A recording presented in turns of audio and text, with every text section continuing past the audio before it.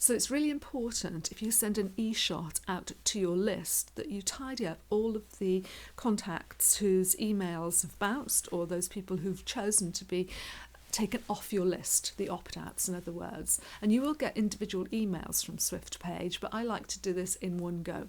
So this is how I do it. So here I am in the Act e-marketing window.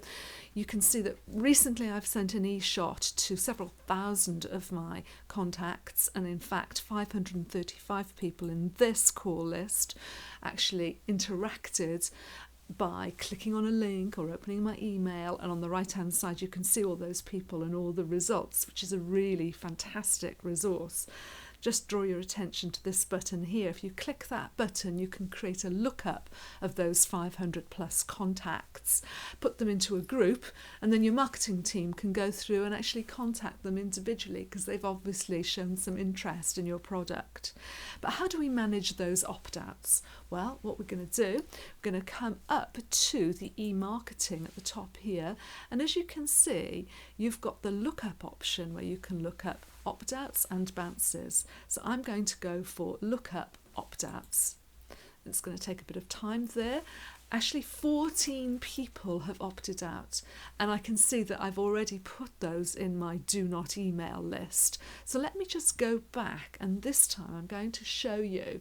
Let's take a look, see if I've got any of the bounces that are not tracked. Yeah, so 188 people have actually bounced from that recent email that I just sent out. So let me show you how I can update my field that's called opt-in. Before I show you how to globally edit that field that's called opt-in, it's a new field, I created it. What you need to do is make sure you back up your database, because what you don't want to happen is for you to kind of maybe update the entire database instead of this lookup of 188, because that would really cause problems. So once you've backed up your database, you're going to come up to edit, and this is irreversible, so big danger warning here. You're going to come to replace field, and the field I'm going to replace is my field that's called opt-in. And I'm going to replace that with the value bounced, that one there. Click away. And when I click OK, you'll watch all of those records get updated with this new value. Always says, are you sure? This is going to modify all records in the lookup. I'll say yes.